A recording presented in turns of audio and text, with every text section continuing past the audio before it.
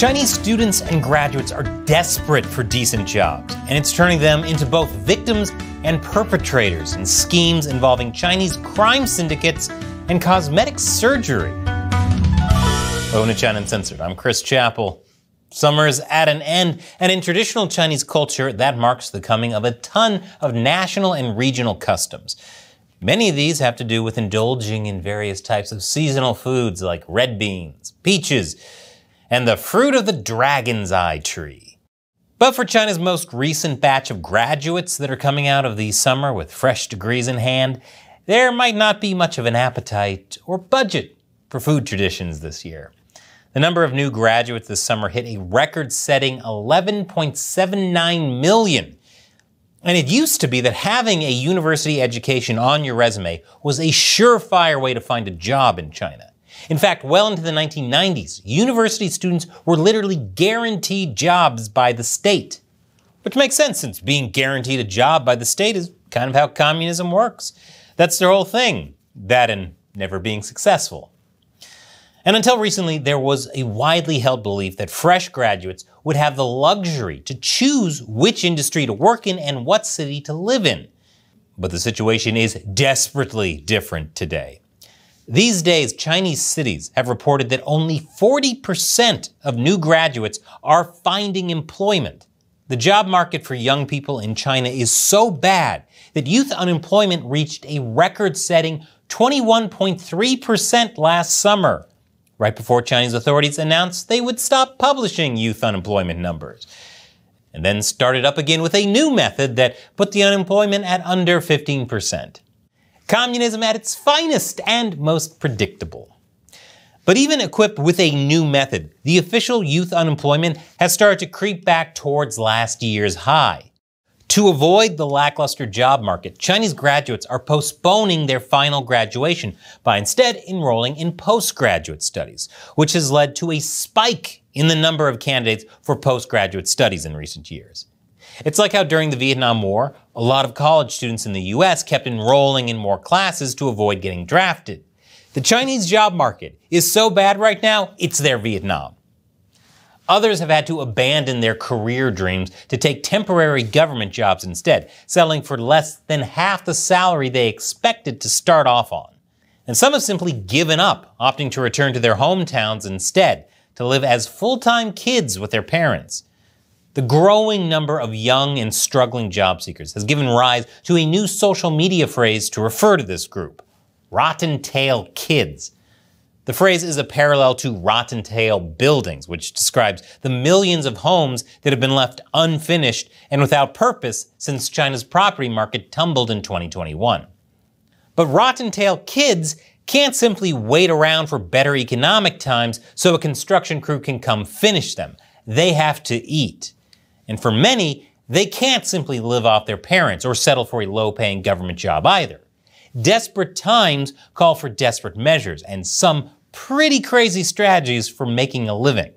Many have taken work at Chinese chemical and pharmaceutical companies that produce and smuggle illegal laboratory-made drugs, essentially turning some of them into unlikely drug traffickers. It's basically Breaking Bad minus the cancer, but somehow still just as sad. In their desperate search for work, others have fallen victim to a growing pool of ruthless scammers that target students and fresh graduates. In July, a college student who was looking for a part-time job in food delivery was approached by a staffer at a bike rental shop posing as a recruiter for the popular food delivery service Meituan.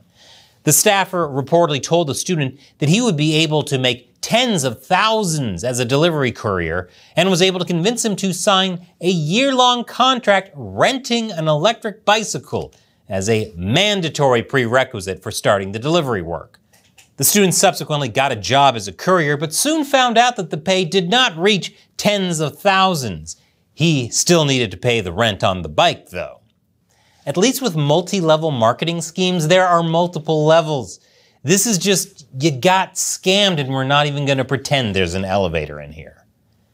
In August, a particularly bizarre and horrible scam rolled across Chinese TV when the mother of an intellectually disabled 19-year-old went on camera to seek justice for her son. The teenager had been searching for a job and had set his sights on working at a cosmetic surgery clinic in the central Chinese city of Wuhan. Because what's the worst that could happen at a medical facility in Wuhan? Instead, however, the clinic was able to talk him into getting breast augmentation surgery, arguing that the procedure would help him make money by winning followers through live streaming. Either that clinic has no idea what kind of live streams people like to watch, or the internet is darker and sicker than I ever imagined.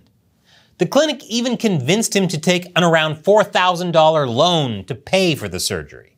Now, I'm not one to call for people to lose their jobs, but you definitely shouldn't be working as a loan officer if you hear a boy getting a boob job to gain live stream followers and respond with approved.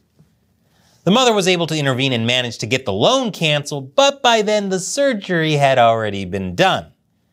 This case comes at a time when the cosmetic surgery industry is booming in China. Just apparently not enough to provide jobs for 11.7 million graduates each year. Still, by 2025, the market is projected to double in size compared to where it was in 2021. If that trend holds, China could become the world's largest cosmetic surgery market by the middle of the decade. It's more inflated than, well, you have all the pieces to that joke. I'll just let you assemble it yourself. The thing is that in the US, people under 30 make up only 6% of all cosmetic surgery patients. But in China, people under 26 made up more than half by 2019. And for young Chinese, cosmetic surgery is not just a way to stay competitive in the dating market. Being pretty is a way to ensure you'll be successful at work, according to a gender studies lecturer at Hong Kong University. Which means that in order to thrive in China's job market, young graduates may have to pay for plastic surgery on top of their basic living expenses. No wonder they're getting scammed, given the toll that job hunting can have on the body and the soul of young job seekers in China. It's perhaps not surprising that many of them have looked abroad for better opportunities. Unfortunately, those seeking to exploit young Chinese job seekers don't stop at China's borders. Chinese people have received enticing offers from recruiters regarding jobs in Southeast Asian countries such as Myanmar or Cambodia. But for those that seize such an opportunity, the reality can quickly turn into a nightmare. And I don't even have to tell you about those that tried getting jobs working for this one Nigerian prince. There have been countless accounts of people going south for what they thought was a golden work opportunity, only to be essentially taken hostage by their contact upon arrival and forced to work under slavery-like conditions at large-scale scam centers. These scam centers are often owned and operated by criminal Chinese syndicate groups, and within them, thousands of people are made to work with a variety of different phone and online scams, including trying to lure other desperate Chinese job seekers to make the journey south like they did. They're so evil, they actually found a way to make telemarketing even worse.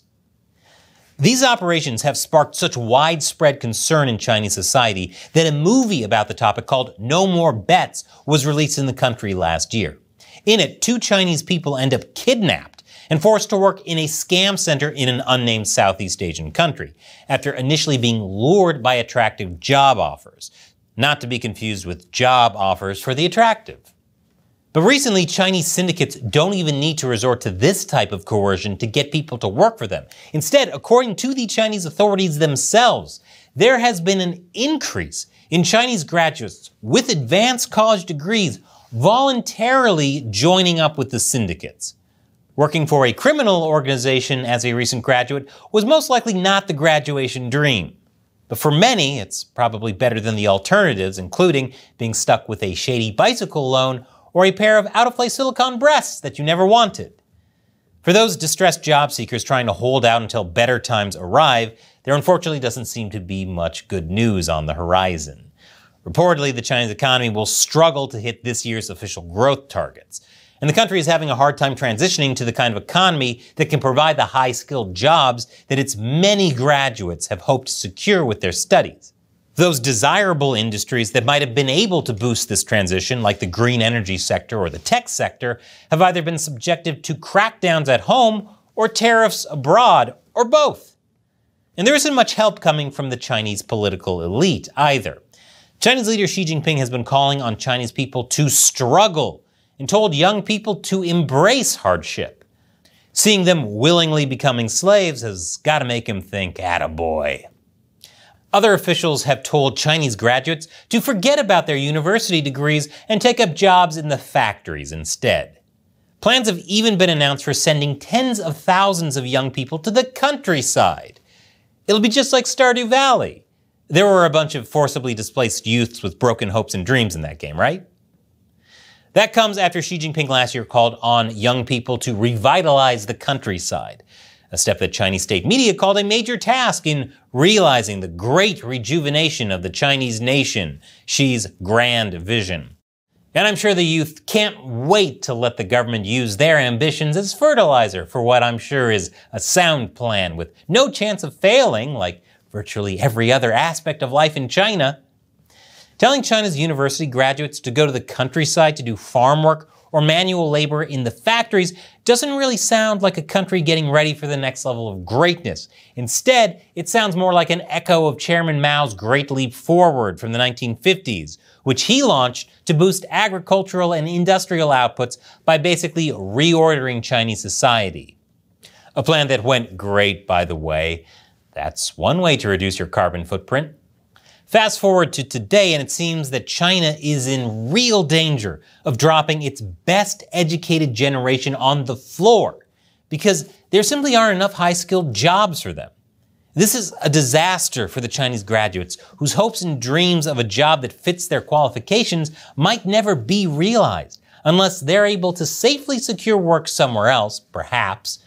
But no matter where they stay or go abroad, there is a major loss left for a Chinese economy that is unable to fully absorb and benefit from the skills that this educated workforce has to offer.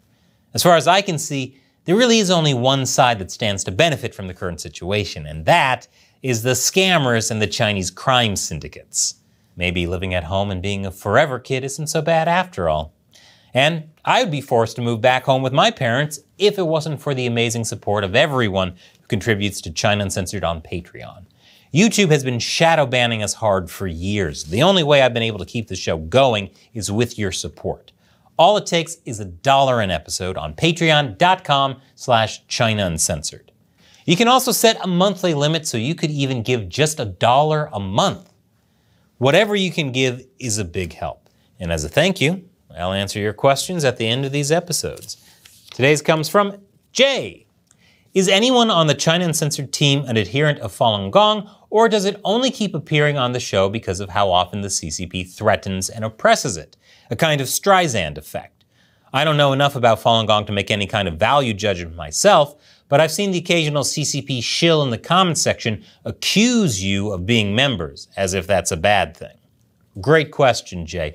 So the main reason I talk about Falun Gong on the show is because it's just one of the biggest groups the CCP persecutes. They also became the backbone of China's organ transplant system, involuntarily, of course. It also played a key role in the ascent of former Chinese leader Jiang Zemin and his faction's rivalry with Xi Jinping. And what's really interesting is that the group was pretty apolitical to begin with. It was only the persecution that turned them against the CCP and resulted in a mass international movement to end the CCP. They kind of created their own nemesis, which I find really interesting. You just can't understand what's going on in China today unless you know Falun Gong. Thanks for your support and your question, Jay. Now, here's a video I want to share with you. It's called, Can You Have Good Without God? It's from my new show, Deep Thoughts While Gaming, where I talk about news and philosophy through the lens of gaming. And this one is about Dark Souls. Click here to check it out. Once again, I'm Chris Chappell. See you next time.